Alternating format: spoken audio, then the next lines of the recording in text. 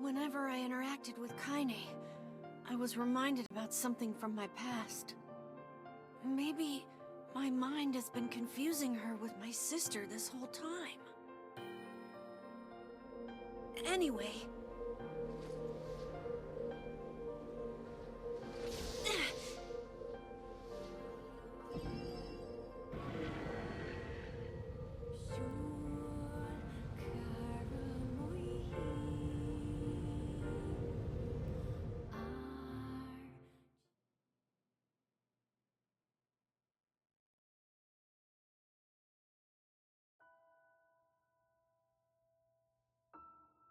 The sound of rain filled the village.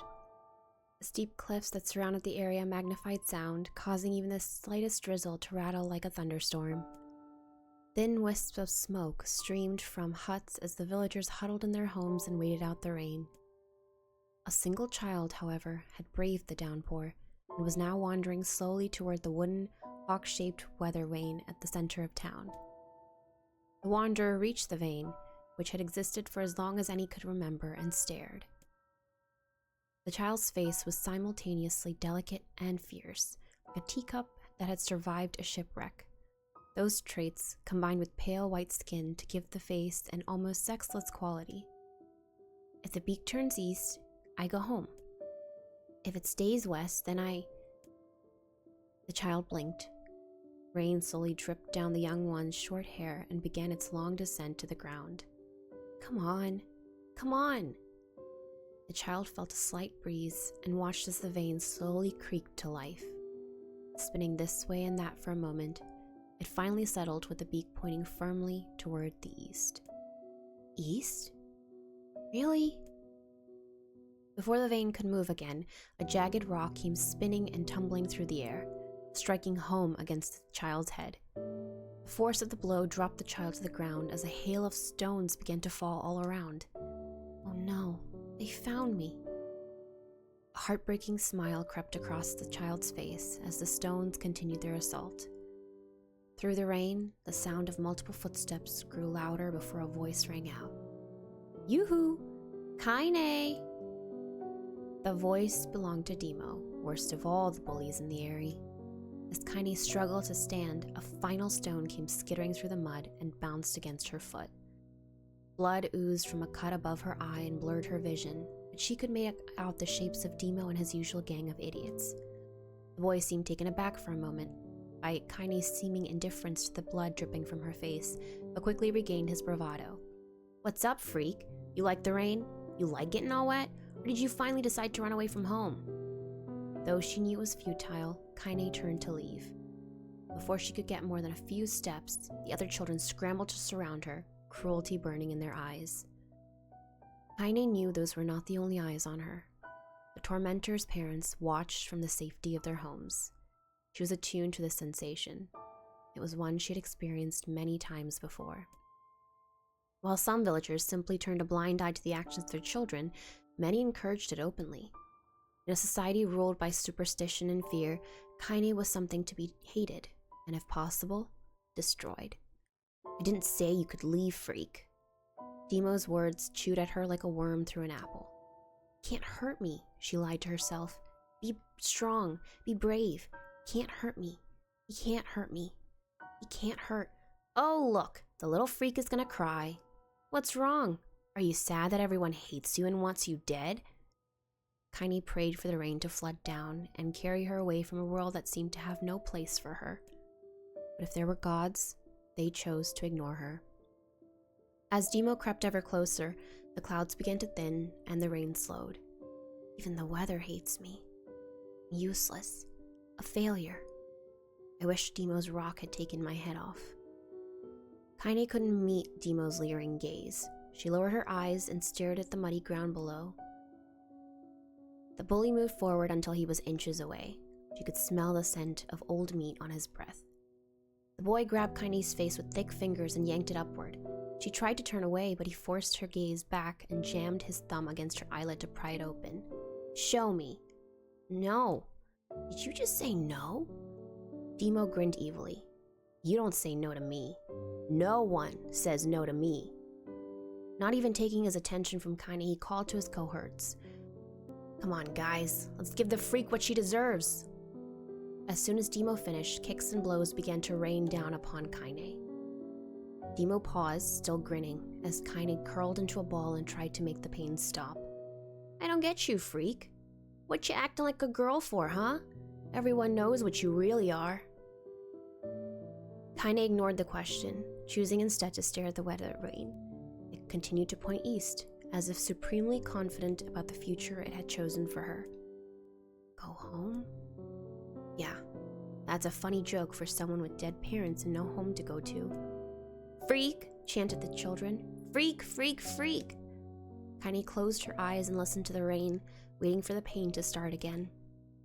As the clutching hands of the village children closed around her, she bent her mind to the sound of the rain, letting it become her world entire. The rain fell, but the pain never came. Only when the laughter of her tormentors turned to terrified cries did she dare open a single blood-caked eye. Kainé was shocked to see Demo sprawled on the ground, holding his head and screaming in pain. She could see blood welling from spaces between his fat, twisted fingers. My God, he's crying. He's actually crying. Deprived of their leader, the other children glanced back and forth between themselves, as if waiting for someone to step forward and take charge. When no savior emerged, they began an uneasy shuffle away from Kainé. But the young girl was the least of their concerns. Instead, their attention was rapt on an ancient woman standing a few feet away. After struggling for breath for a moment, she finally spoke in a voice thick with rage. Oh my gosh, wait, is this her grandmother? She threw a rock! Oh my goodness! The old woman crouched down and gently touched the hand Demo was using to cover the wound. Before he could think to protest, she ground her palm into the wound and twisted back and forth. Ow! He screamed, leaping to his feet. Stop it! What are you doing? Quit whining. Ain't no one ever died from a scratch. She did hit him. That thing could have killed me. The old woman shrugged. Death is the best cure for stupid. Demo's face twisted with rage at her words. Locking his eyes on Kainé, he took a step backward and spat on the ground. Get out! Leave this village! No one wants you here, either of you! Seeing the old woman grab another stone, Demo and his companions turned tail and ran. As they fled, the old woman grabbed her side and barked out a single laugh. Look at that fat boy go. Guess he's healthy enough to run from a fight. The woman's smile faded as she turned her attention to Kainé. Kneeling down, she removed her shawl and placed it around the young girl's shoulders, then produced a cloth from the folds of her dress and began blotting at the blood at her forehead. Oh, Kainé, she said. Why didn't you fight back? You're stronger than that lot. The words of her grandmother stung Kainé, and she turned away. Don't be nice to me, she said. I don't deserve it. Nothing matters anymore. Her tears, held in check for so long, finally began to fall on the muddy ground below. Everyone hates me. They think I caused bad things to happen. They think I'm a freak. I wish I was dead. As Kainé's tears turned to sobs, she felt her grandmother's hands on her shoulders. Despite her advanced age and diminutive size, she was a woman of surprising strength, and Kainé found herself unable to turn away. Don't talk like that, girl. It's a river wide and deep that flows between the realms of this world and the next, and it grants no mercy to any that attempt that crossing. You got a duty to fight until your last breath. Understand? The woman tightened her grip and tried to still the tremor in her voice. You know the pain of losing someone close to you, Kainé. You know because you survived it. As the words hit home, Kainé was struck by the force of her love for the old woman. As a young child, she didn't even know of her grandmother, but when her parents died, the woman quickly accepted her as her own. Grandma, as Kainé called her, was cunning, vulgar, and quick to violence, and their first few years together had not been easy. But with each year that passed, Kainé and her grandmother had grown closer. However, it was only now, sitting in the mud with tears and blood caking her face, that Kainé truly understood the depths of her affection. Here was a woman who had seen hard times, who had seen death, who had fought through all these things and somehow emerged on the other side. If anyone could understand Kainé's pain and loneliness, it was her. "Do I make you sick, Grandma?" "Course not." Kainé drew her grandmother's moth-eaten shawl around her body and shuddered. "But my body, it's not normal. If I was normal, then Mom and Dad wouldn't—" "Hush," interrupted Grandma. "I'll not hear another word of this nonsense. You're my grandmother and I love you. And if folks have a problem with that..." With that, the old woman reached out and placed a wreath of dried flowers in Kainé's hair. The skill it took to bend the flowers without breaking the stems or losing a single petal was remarkable, and the beauty of it made Kainé want to cry all over again. "Oh my gosh, these are lunar tears. I wonder if this is the same wreath that she kept all that time." "Grandma, you made this for me?" Lunar tears were legendary flowers. Most people could live their entire lives without ever seeing one. And yet, her grandmother had somehow collected a dozen or more. Kainé reached up and touched the wreath as if she couldn't believe it was real. "Where did you find these?" "Just stumbled on them while I was out doing the shopping." The old woman turned away as she spoke, leading Kainé to suspect that the search had been more difficult than she was letting on. The pains she took to construct the ornament, let alone track down the flowers used in its construction, made Kainé's heart hurt. She reached up and gently adjusted the wreath, admiring the way it felt between her fingers. "Didn't turn out quite right," said her grandmother as she squinted at it. "These old hands have trouble with delicate work. It sure looks good on a pretty girl like you." Kainé blushed and turned away. You think I'm pretty?" "Course you are. What a fool thing to say." "Thank you, Grandma." Her grandmother smiled. "We're gonna be just fine, you and me," she said. "Long as we got each other, we'll be just fine." Kainé took her grandmother's hand in hers, and the two of them struggled to their feet. As they began the long walk home, Kainé gripped the hand with all her might, as if trying to stop smoke from drifting away on the wind. The rain had stopped.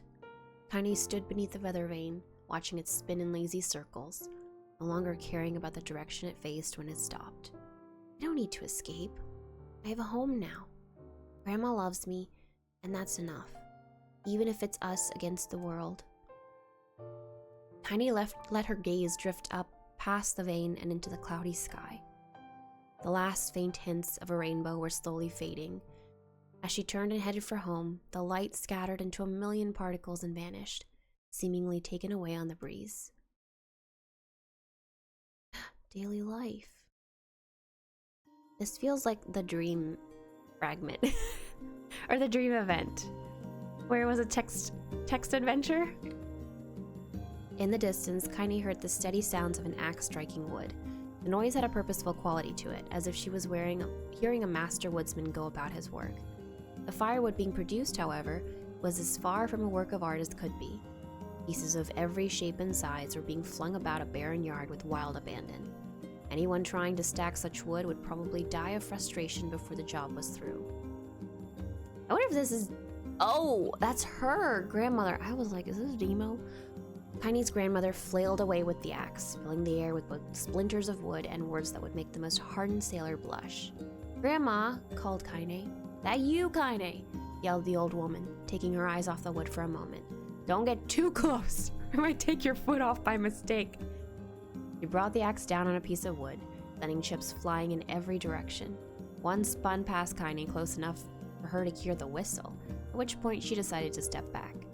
Once she scuttled to a safe distance, she cupped her hands around her mouth and shouted, "Grandma, do you need help? I can get you water or lunch or a new axe or something."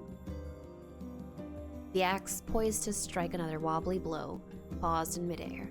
The old woman considered her granddaughter's offer for a moment, then smiled. "Tell you what, since I'm doing such a poor job of chopping, why don't you come here and take over so I can go get the water? Shades have been restless lately, and I don't want you running into one of them." Relinquishing the axe, her grandmother picked up a long pole with wooden buckets on either end. Gathering water was by far the most difficult of the two jobs, but Kainé knew better than to complain. Once Grandma's mind was set, there was no changing it. Kainé did her best to help with the chores, but Grandma took every task that required travel to the village. I wonder if she just doesn't want her to be bullied by those kids again. Because even the parents permit it. Yeah. Though she had a long list of plausible excuses, Kainé knew the real reason. She didn't want her granddaughter to be taunted and harassed by the villagers. Once Kainé moved in, Grandma decided to take up residence a good distance from the Eyrie. That must be where they lived. Like outside the Eyrie. Out of sight, out of mind seemed to be the best policy when it came to the villagers and her granddaughter, and rare were the days when any but the two of them could be found on the rocky acre of land they called home.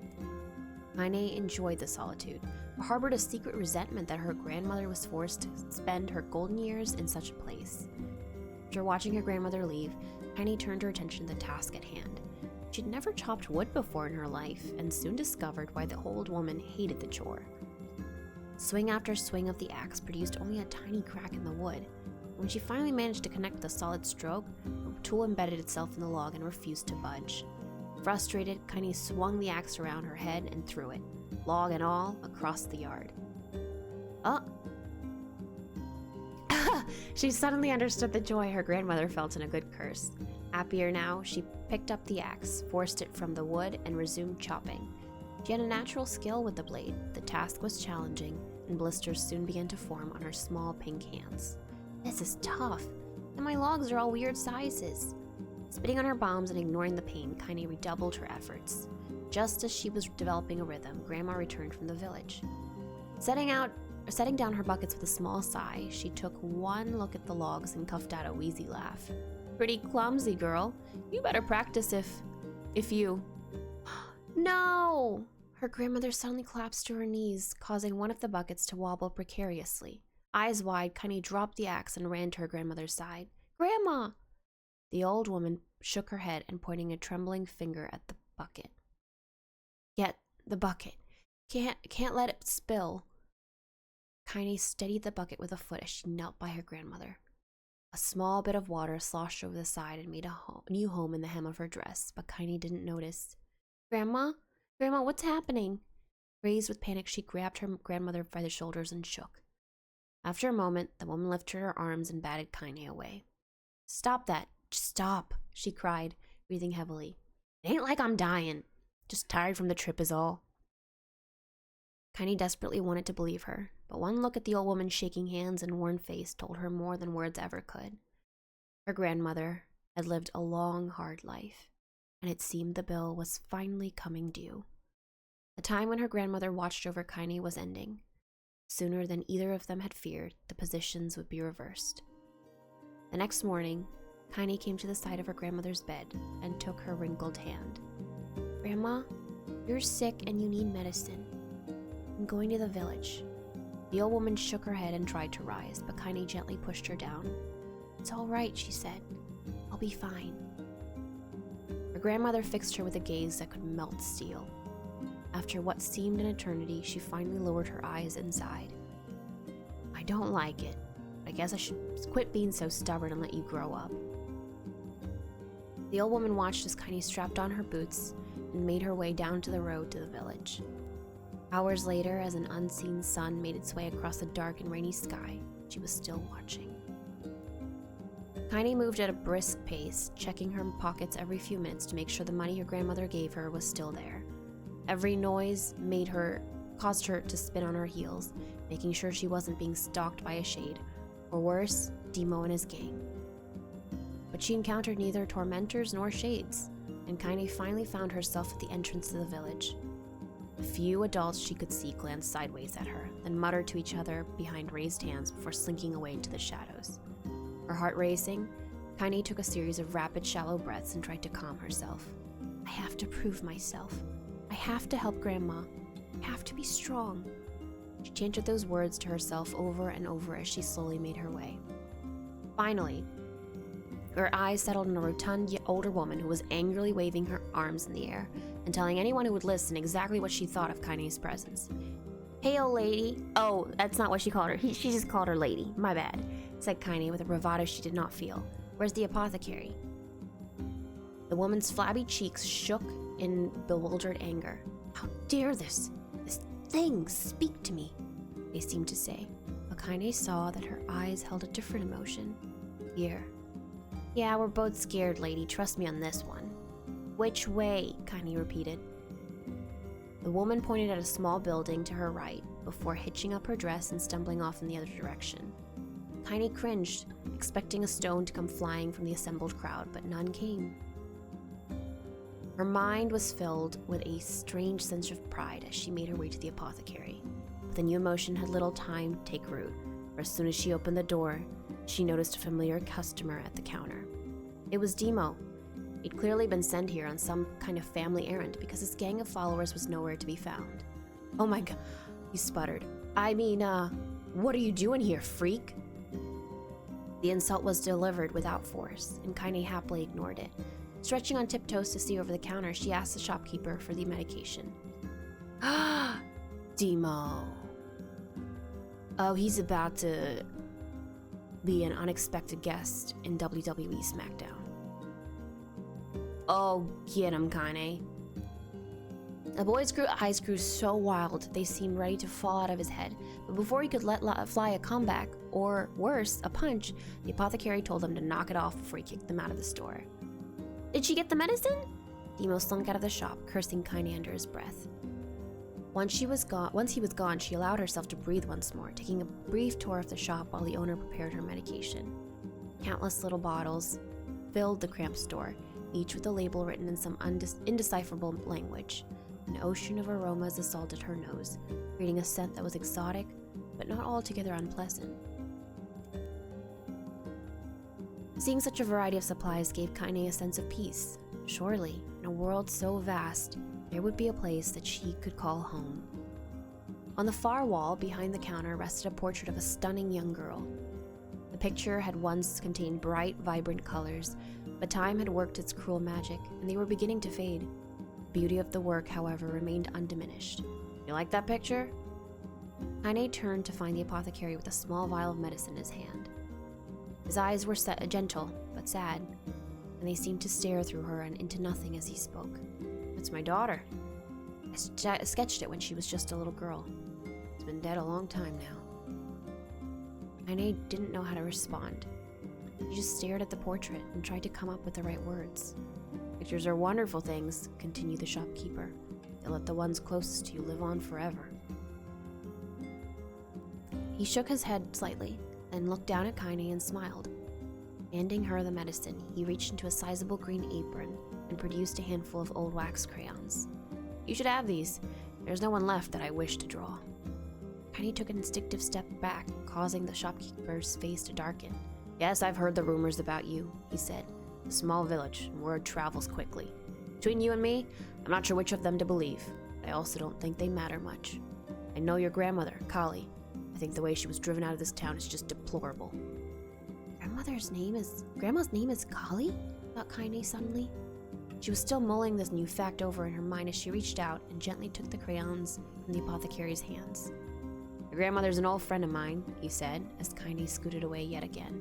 "I owe her much. I wager she would like it if you drew a picture of her." "Yes, I think she would like that very much." Kainé murmured a quiet agreement, but inside her heart was bursting. Never before had a villager treated her with anything but complete contempt. It was a tiny, almost imperceptible step, but it was a step nonetheless. And with enough tiny steps, she might one day discover the rest of the world. Oh, when Kainé returned home, she found her grandmother asleep in her bed. Her feet were blackened and raw, even bleeding a bit in places, leading Kainé to think that she'd been pacing around in the room until exhaustion finally caught up with her. She placed the medicine by her grandmother's pillow and turned to leave, but found the old woman's hand clasped around her arm. "Back already, are you?" asked her grandmother with a yawn. "Come here, let me have a look at you." Grandma sat up and examined Kainé from head to toe. Finally satisfied that nothing terrible had befallen her grandchild, she leaned back and allowed herself to relax. "Well, how was it? It give you any trouble?" "It was kind of fun," said Kainé with a small smile. "No, seriously, it was." "Fun, eh?" asked her grandmother in a voice which implied she believed anything but. "Uh-huh. So anytime you need me to run an errand, just let me know." As she spoke, Kainé removed the crayons from her pocket. After a brief explanation of their source, she informed her grandmother that she was going to sketch her portrait. "Portrait of me? Ridiculous. No one wants to stare at a wrinkled old crone." "Grandma, it'll make you live forever." Grandmother! Oh my gosh! Living forever just pissed me off. Now put those crayons away and help with dinner. But Kainé would not relent, and in the end, Grandma found herself leaning against the wall of their house as if posing for a master artist. Kainé took up the crayons, eyed her subject carefully, and set to work. Just as her grandmother was about to nod off, Kainé finished the piece. After staring at it for a bit, she released it from her grip and let it slowly drift to the floor. It's terrible! It doesn't look like you at all! I'm sorry, Grandma. I thought these crayons would, make drawing easy or something. The old woman's eyes narrowed at her daughter's disappointment. Let me be the judge of that, she said, ignoring the pain in her back and reaching for the paper. The sketch could have been a person's face. It could have also been a boulder, a lump of clay, or an incredibly misshapen loaf of bread, all rendered in a chaotic array of colors. The old woman stared at the picture for a long time, then slowly wheezed out a laugh. Oh, Kainé, she said between laughter. You truly are my blood. You're as clumsy as me and I love it. But, hush, I won't hear any more about how ugly you think it is. It came from the heart, and I'll treasure it always. True to her word, the old woman gave the picture a place of honor above the kitchen table. In the days that followed, Kainé would often catch her staring at the portrait with a strange smile on her face, an action she interpreted as silent, mocking laughter. A week later, Kainé couldn't stand it no more, and she asked her grandmother to take the artwork down. Posh, said the old woman. I'll take this down the day they roll me in my shroud. She pondered for a bit, and then turned to Kainé and dropped to one knee.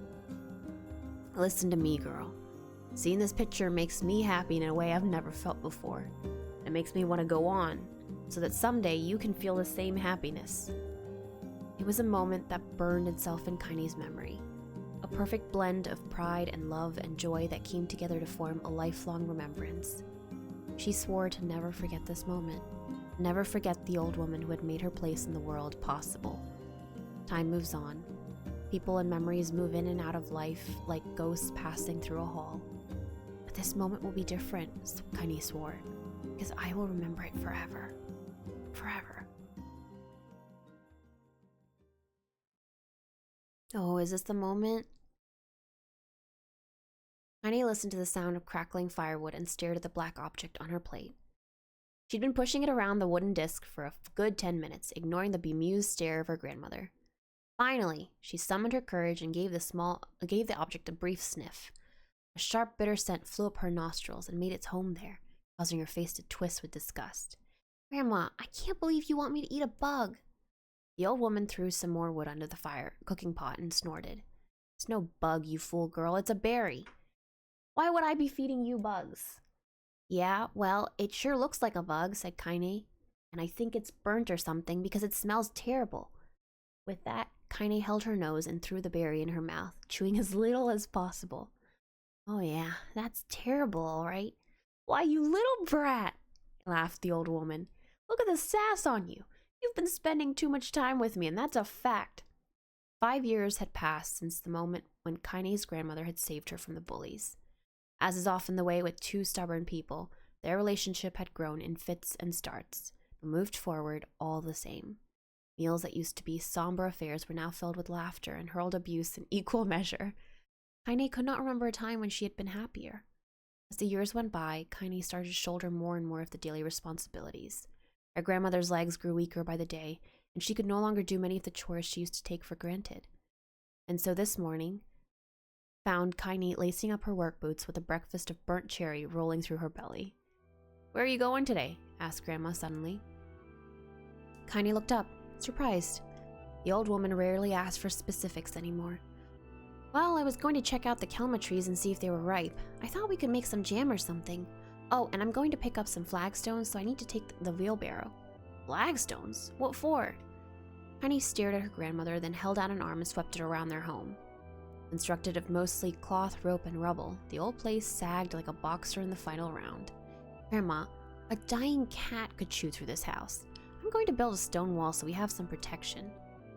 The old woman laughed, exposing her toothless grin to the world. If a bunch of thieves want to ransack this old place, let them come.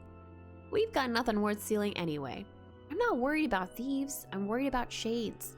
People saw one west of the village yesterday. The old woman tilted her head and stared at her granddaughter. Oh shoot, I don't know why I have to do it today. We can worry about it some other. Grandma, no.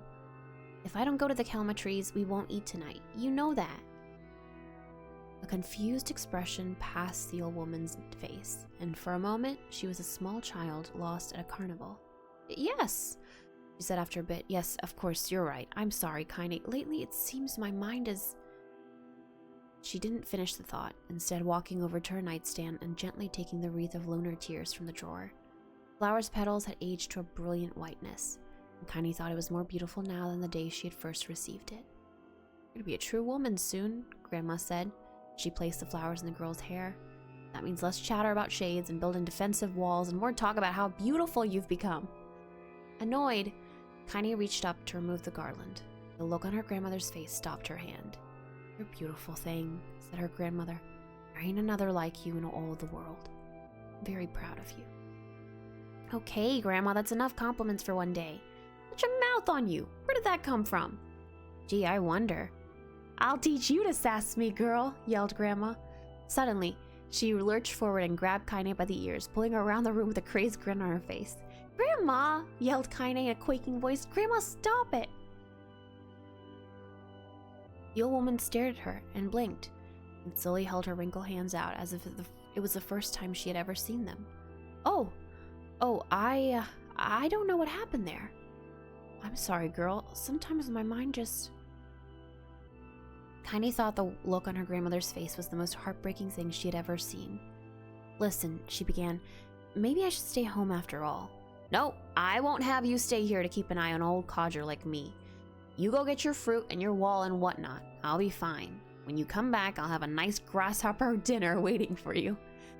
Kainé rolled her eyes, then kissed her grandmother on the forehead and made ready to depart, trying desperately to ignore the worry that was gnawing at the walls of her heart.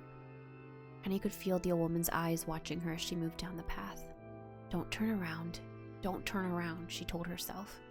But in the end, the temptation was too great.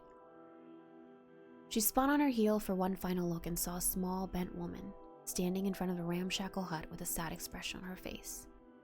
God, she looks so old now. It's like the wind could reach down and just carry her away. Kainé worried about her grandmother all day, causing her work to suffer.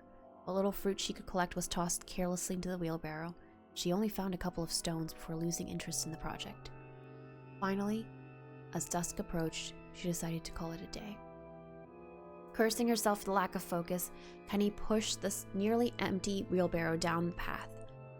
I think in the beginning of Replicant, it was alluded that her grandmother died to a shade, trying to protect her. I wonder if this is separation. Yeah. She crested the final hill. She suddenly froze in place. The wheelbarrow fell from her fingers and collapsed on its side, sending a few pieces of wrinkled brown fruit rolling back down the hill. Yeah. Her gaze was transfixed by a thick white cloud that hovered just ahead. Tracing its path with a finger, Kainé suddenly felt her stomach knot in on itself. Oh gods, no. How could it be on fire? Oh my gosh, wait, did Grandma? Oh no. Grandmother's house was ablaze, the flames licking up as if trying to touch the sky itself. Grandma? Grandma! Kainé ran then, faster than she had ever moved in her life. Once she tripped on a stone and went sprawling onto the rocky ground, but she leapt to her feet and continued running, unmindful of the blood that spilled from her wounded hands and knees. As she got closer and closer, Kainé's mind began to race in time with her footfalls. It's too dark. It's too dark, not just fire. Can't be fire, too much smoke. Gotta save her. Gotta save her. She burst into the front yard and came to a sudden halt. Her worst suspicions confirmed. The smoke from the fire was mingling with the thick inky blackness of an enormous shade. The massive creature supported itself on 3 twisted feet, and achieved balance through means of a large armored tail. Scales, horns, and claws sprouted from its body in a random chaotic pattern, giving it the appearance of a lizard designed by some insane god. Seeing Kainé, let out a roar and flicked its tail, sending small whirlwinds spinning around the yard. For a moment, the creature retreated into a shimmering inky blackness, as if her mind was unable to comprehend that such a thing could actually exist. Then the smell hit her. a blend of rotten meat and excrement, and the horror became real once more. The creature bellowed again, and this time Kainé responded with a scream of her own. Alright, she thought, as her scream echoed off the high cliffs around them. It's you or me. Let's go. The shade eyed Kainé with bemused interest. Then it began looking from her to the house and back again, as if urging her to look at the destruction it had so gleefully wrought.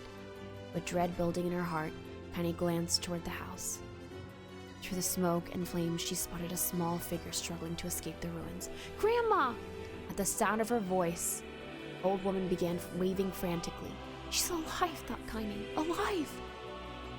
Kainé's legs sprang to life as she raced across the yard toward the flaming wreckage of the house. Before she could advance more than a few steps, the shade opened its mouth and let out a roar powerful enough to uproot trees and send them flying. The blast sent Kainé tumbling through the air before smashing her against the rocky earth. Stars danced in front of her eyes as she tried to remember how her legs worked. Get up! Get up! Get up! Get up! Get up now! As Kainé struggled to her feet, the shade stomped toward the house and pinned her grandmother to the ground with the tip of a claw. The old woman struggled to remove the claw from her stomach, but she may as well have been pushing a mountain. She coughed briefly, sending a small spray of blood into the air, and collapsed to the ground, her energy spent. Kainé lurched to her feet, only to fall back to earth with a gasp. Her ankles were on fire, one or both of them were surely broken. Ignoring the pain that screamed through her body, she began dragging herself across the ground, leaving a drunken trail of dust and blood in her wake. Grandma, hold on, just a little longer. Her grandmother's face was turning blue, her eyes rolling black until only the whites were exposed.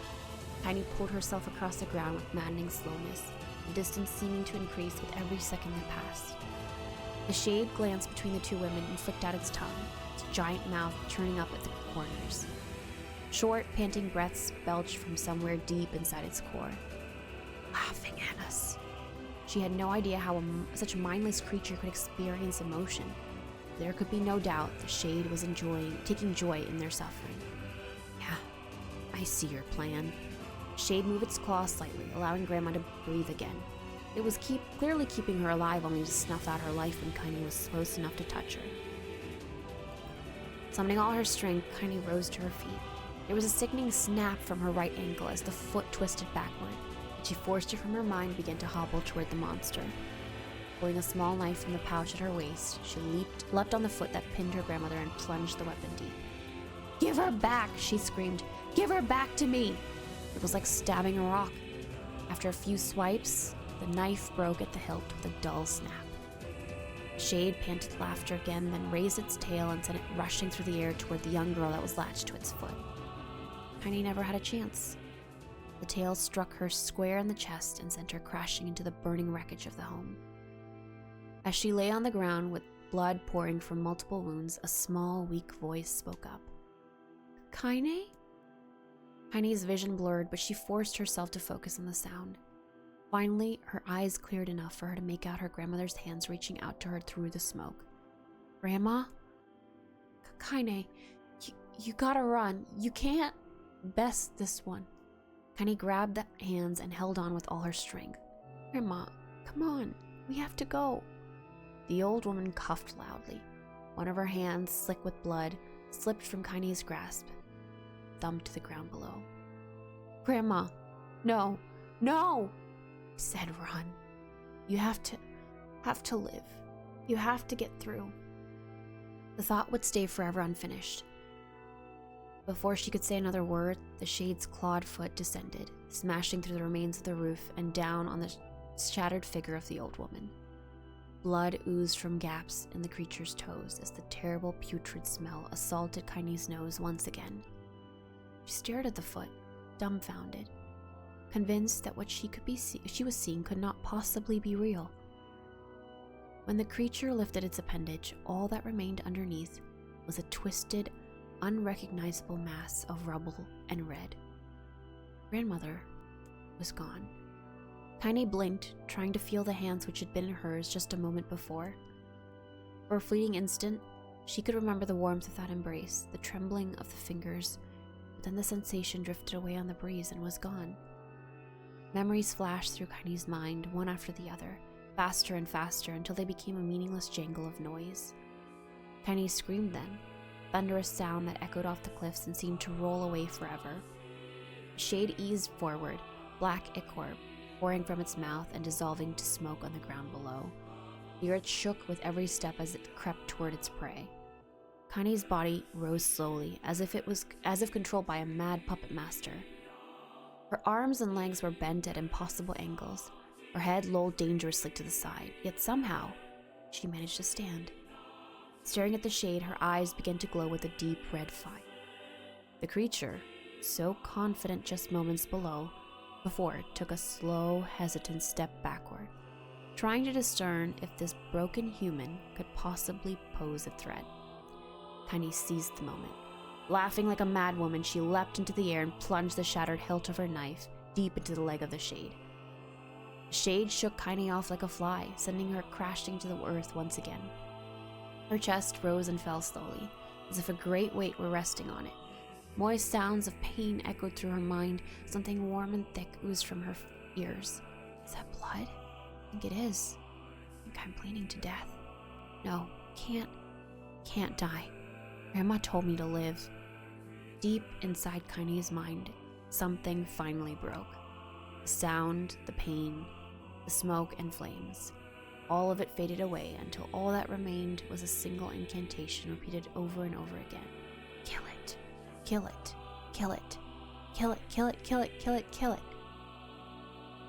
Go off, Queen. Kill it now. As a spark that was Kainé slowly began to flicker and die, she felt her desire to kill and her desire to live blend into one. The distance between heartbeats grew longer and longer and longer.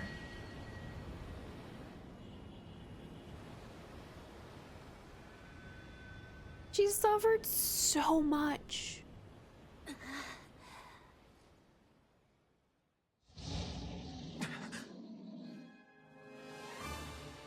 The beast approaches. Man. I think it's interesting that the game puts us back here at this point.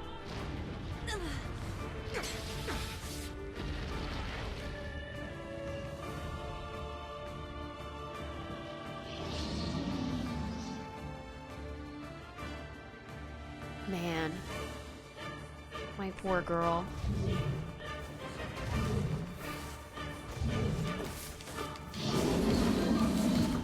I can't even. Oh, good gravy. You would think I've never. This creature must have. How did it even survive these past 5 years? Pure spite. Again. It dies today. Oops. Hopefully. My sword feels lighter. It's not That's the because we're blade using with a the skill Phoenix of the spear. user. Strike it down.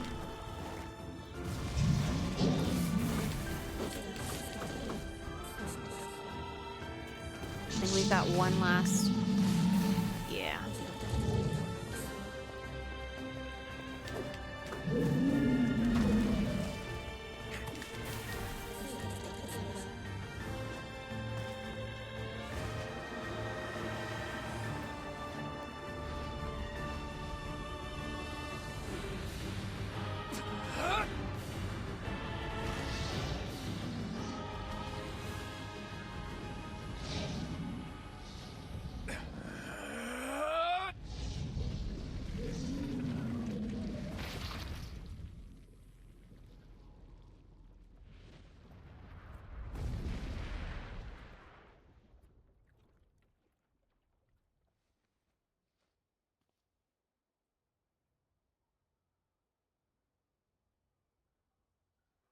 I would like to formally apologize to Kainé for calling her lingerie lady, although that was not intended to be hurtful.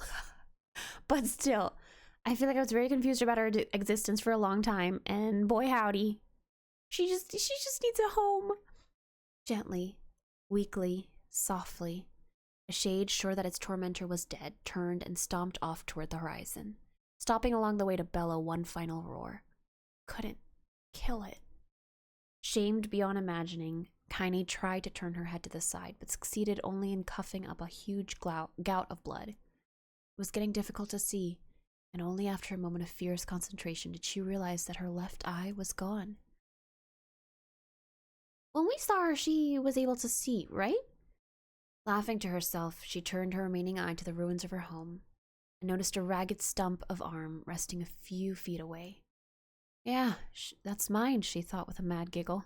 This is gonna make... Oh, girl. Who is talking to her? Ha! Cried a sudden voice from the depths of her mind. Finally gonna die, are ya? Well, you had it coming. No, that can't be... Oh, the voice of her childhood terror evaporated into smoke, only to be replaced by another, more recent voice. Hold still, said the apothecary, materializing from the ruins like a ghost. I want to draw you. That way you can live forever.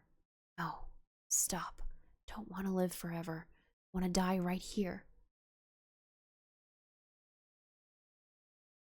You know, I'm hoping he says that like a metaphor. I see, he said quietly. Well, if that's what you want. The spectral shopkeeper fluttered in and out of existence for a moment, then produced a piece of paper and sketched quickly. After a few seconds, he turned the page to Kainé and smiled. Since you rejected my offer, I decided to draw someone else. Huh? It was a picture of her grandmother, real as life. Kainé opened her mouth to thank the man, but stopped as the picture began to blacken in the middle. Before she could say anything, dozens of multi-legged insects began to swarm across the image, tearing at it with sharpened pincers. Stop! No, don't hurt that picture! Kainé reached out with her remaining arm and waved futilely at the air. To her surprise, insects fell off the picture into the ground below, where they vanished into tiny black tendrils of smoke. Relieved, Kainé turned her good eye back to the picture, only to open her mouth in a silent scream. The sketch now showed her grandmother as she truly was, a smashed, unrecognizable lump of nothing. Is this real? The apothecary smiled, then broke into a jolly dance. See that? He cried as he danced his jig. I think it's her mind. I hope so. It's perfect now. She looks just like you. I look like that? God. Oh God, I'm gonna die. I'm gonna die. Drowning in despair, Kainé laid her head back in the mud and smoke of her ruined house and waited for the end to come. Just before she let everything go, an unfamiliar voice began whispering in her ear. Ain't you got a wish, sunshine? The voice was vulgar and fierce at the same time, as if insanity had somehow found a way to take form. Kainé wanted to scream as the voice crawled into her skin, but her lungs refused to work. You know, a wish, like a prayer or something. Why don't you get on your knees and start praying to heaven? Please, invisible man in the sky, save me, save me! Who is this? Oh, definitely her mind. Kainé finally resorted to shouting at the voice in her mind. I don't make wishes. They don't come true for me. I'm a curse, a freak. I should be left to die. The other voice boomed in her ears. Oh God, you are the best! Kainé glanced down and saw black shiny substance oozing from her legs. She tried to brush it away, but her remaining arm would no longer respond. Substance slowly crept around her feet and began moving upward toward the rest of her body. Is this death? Is this what it's like? Or is my mind just losing itself? She could feel the slime oozing upward, feel the hot, searing pain it left in its wake. Whatever else might be happening, she was alive, still, and this was real. Come on, said the voice. Let it go. Kainé tried to ignore the voice and concentrate on the pain, but the newcomer would have none of it. Don't ignore me, sunshine. You're ready to give up, ready to die. So why not let me have it? Have what? Your body. Come on, give it to me. Give it to me. I want to stand on the ground, feel the rain, taste the wind. The voice paused, as if licking its lips. When it resumed, it was filled with mad, unabated joy.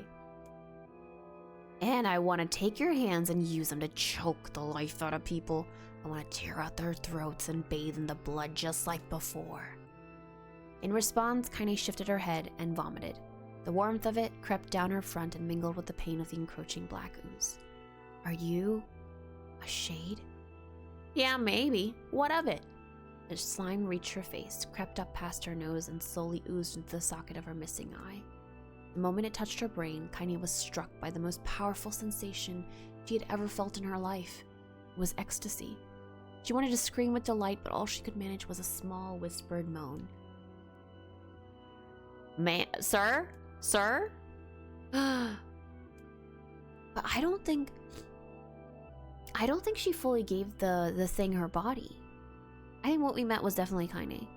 A small lump began to protrude from Kainé's side.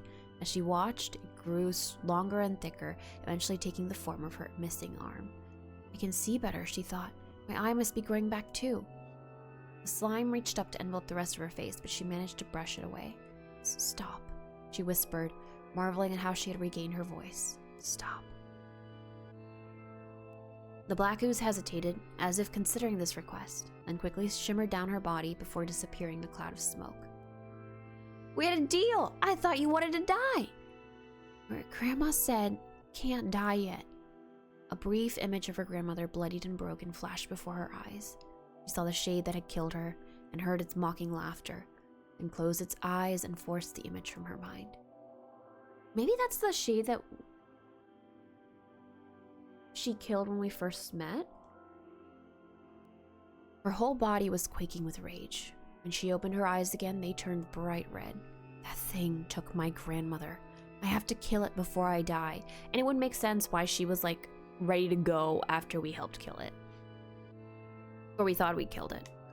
Kainé glanced down and saw a mysterious pattern. The pattern of the shades burn itself into her left arm. Look at that, sunshine. I think you and me are gonna be good friends now. Kainé stared intently at her arm. The more emotional she felt, the more the letters seemed ready to puncture her skin and began infecting the rest of her body. The arm clearly had a will of its own now. Stop. Gotta stop. Holding her left arm in her right, Kainé took a deep breath and tried to calm herself. Come on, don't fight it, pleaded the voice. It's my favorite dish and I'm hungry. Let it go, feel the anger. Burn with the fire of revenge. Thirst for blood, then go out there and... Shut up. Shut up and get out of my body. Your body? Oh, that's rich, sunshine. Real rich. Look, why don't you just up and die so I can have this body all to myself? What do you say? I bet those buddies of yours in the area would love to see you dead. Kainé grabbed a nearby shard of glass and tried to saw off the shade-infected portion of her side. Before she could, her darkened left arm grabbed her right wrist, crushing it. Kainé screamed and dropped the shard as the sound of bone crunching on bone filled the air. Stupid idiot girl, you're possessed now, sunshine, and there ain't no going back. The voice laughed again, a long, loud wail that seemed to go on without end. Possessed? Whispered Kainé. Yeah, possessed. You and me, we got what you might call a timeshare arrangement. Remember how folks used to think you were a freak? Well, wait till they get a load of you now. Kainé looked up, tears in her eyes. The sky seemed smaller somehow, darker. Is this because of that shade? Is this how they see the world? So, listen, purred the voice. I know this whole possession thing seems a bit sudden, but it ain't all bad. There's plenty in it for you, too. I'm a very powerful creature, sunshine. And now that power belongs to you. You got enemies? People you want to kill? I can make it happen. That little fat kid who kept picking on you? That big old shade that squashed your granny? Oh my gosh. No more abuse for you, sunshine. No more pain. Wait, said Kainé. You're a shade. Why would you help me kill another shade? What, you think I'm some kind of racist? Some killing snob? I don't care who you murder, Hardy Pants. I just want to drink from the well. Kainé considered this as she struggled to her feet, the power of the shade coursing through her.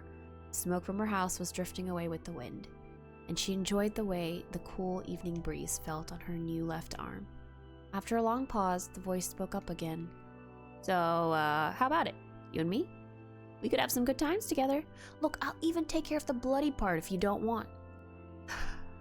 I'll handle the killing. Look at you go. Oh, sunshine, we're gonna have so much fun. So listen, my name's Tyrant, and if you ever need me, I'll just be hanging out in this piece of meat you call a heart. Mother, I'm scared. Come pick me up. Tyran? Feel free to correct me. Now get to it. The more you kill, the more your heart turns rotten and sour, and I like rotten and sour. Kainé found herself nodding at the voice. Yeah, she said. Yeah, I think this can work. I'm gonna find that shade. I'm gonna strangle it with its own guts. When I'm done, I'm gonna do the same to you, Tyran. Count on it. Oh my gosh. Oh, and hey, one more thing. Right now, you and me are sharing this body. But if you ever run out of hate, you know, if you ever go soft, then I'm gonna take over everything. So keep on killing, sunshine, and watch your back. The voice grew fainter and gradually faded away, fading to somewhere deep inside Kainé herself. Kainé waited until she was sure the voice was gone, and waved her new left arm around a few times. Feels perfectly normal, she thought. Feels like mine. Desperately, she began poking and prodding at the new limb, determined to find something wrong with it. She didn't want to feel normal. That would mean the creature inside had already won. I'm not a shade. I am Kainé. Repeating this mantra in her head, she slowly began digging through the rubble of her house, being careful to ignore a certain red-stained spot in the corner. Finally, after what seemed like an eternity of heartbreaking work, she found what she was looking for. It was the wreath of lunar tears. Though it had been through hell and back, Garland's petals were as bright as ever. And he started to place it in her hair, then slowly lowered the wreath and stared at it. Sorry, Grandma. I'm so sorry. But I don't deserve to wear this anymore. Possessed, corrupted, a freak. And this time, I don't think there's any going back. Holding the flowers to her heart, Kainé fell to the ground and sobbed. As night gradually lightened to dawn and the people of the area rose to their daily lives, she remained in that position, as if tears could somehow wash away the horror that now infected her world. Alive! Stay alive! Stay alive! Grandma. Oh my gosh, no wonder she said that. You gotta live! You gotta come back to us! No wonder she said all that.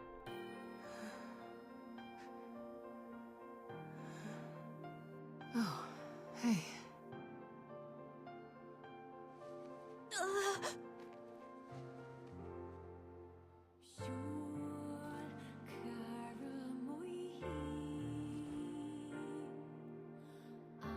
Oh.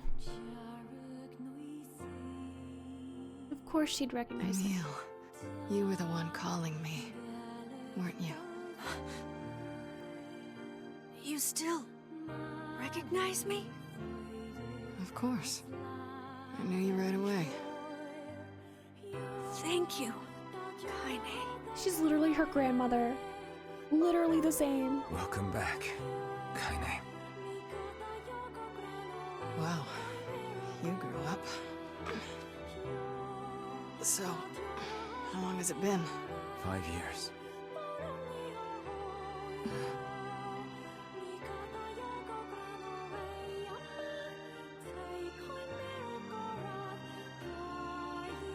Oh my gosh, my girl. Shit. That's a long time. Any luck with Yona? We are still no closer to finding her. We need a way to locate the Shadow Lord. By the way, this is for you. Is that a lunar tear? It's not as good as your grandmother's, but That's so I tried. sweet. No, it's great. Thank you.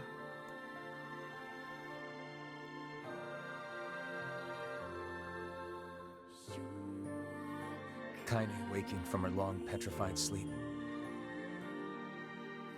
Emil's unflagging kindness.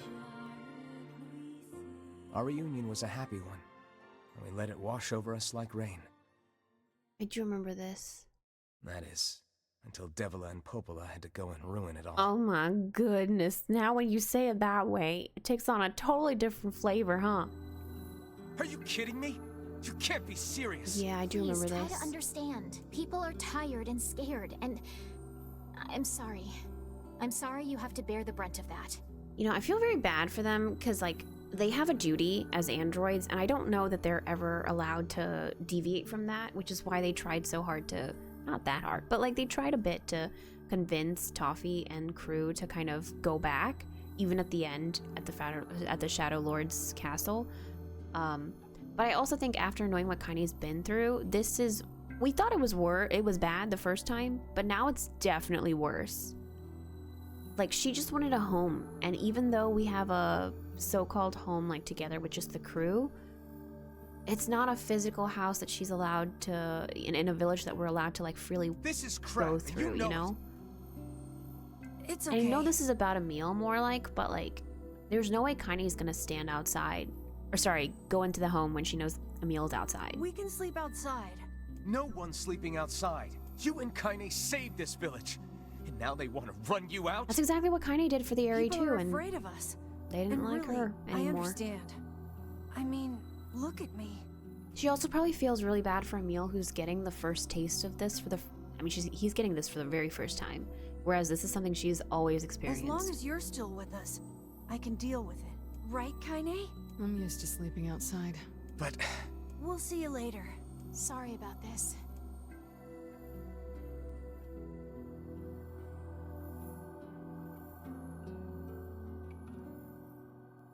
What is the matter? Kainé always sleeps outside. I never thought about that until just now. Man, when you say it now. Never even occurred to me. Damn it. We should turn in. It's so sad. I wonder what happened though with the shade that's inside her. I guess didn't it's like get much sleep that night. Part shade. She's part shade. That explains so much. For the first time in my life, I hated Devila. I also feel like For the first time in my life, I doubted Popola. But those feelings are pointless in the end. They said and did what they did for the sake of the village. since we did. To protect it from the horror of the shades. Ironic, isn't it? No, but. Oh, man. Oh, this is just messy. Really, how can I blame Devila and Popola? We should really blame the humans that started all this nonsense. In the end, I'm just as bad. Man, this burden is too heavy for these people. Because I never once stopped to think about Kainé and Emil's situation myself. The townspeople of the area always thought like there was something wrong with Kainé, but from what we heard and read, it seems like the shade that found her and merged with her occurred after her grandmother died.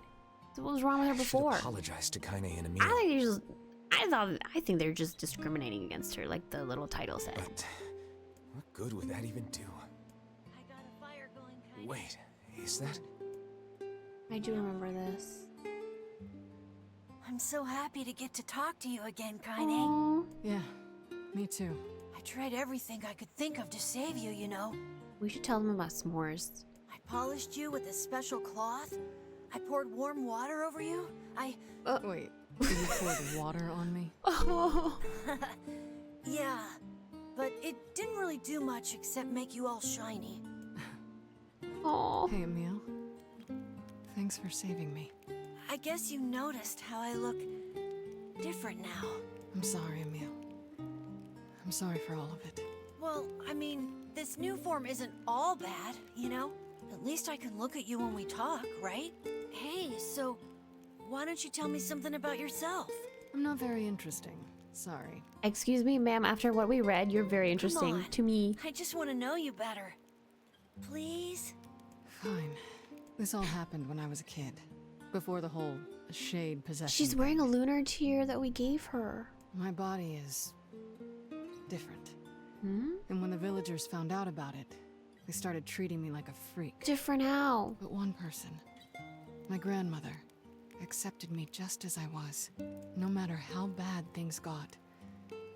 She gave me the strength to keep going. She's really special to you, huh? Yeah. Oh, hey! That gives me an idea. Since we cured your petrification, we should start looking for a way to cure your possession in my body. Okay, I'm glad they're talking about it because I was worried that since I didn't know about this previously that they had never talked about I know we can what was do going it on with if we her. all work together. Heck, it'll probably be super easy. Let me guess. More warm water? We should try it. Okay, can we just forget I told you about that? He's so sweet. You know, maybe this is home to her in a way. It's become home. She's not camping by herself anymore. At least she's got a meal. I got a letter from Emil. He said Toffee is super strong and really, really cool. I hope I can see him kick butt someday. Sleep well? Sure. And yet your red eyes tell a different tale. Don't be so hard on yourself, lad. I need to go see Devila and Popola. Very well. I think this is the part where he like kind of apologizes, but at the same time, can I just want to go upstairs. I know she's not here, but like, man.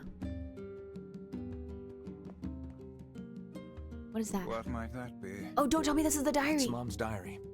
I've not heard you speak much about your mother. She got the black scrawl and died when I was little.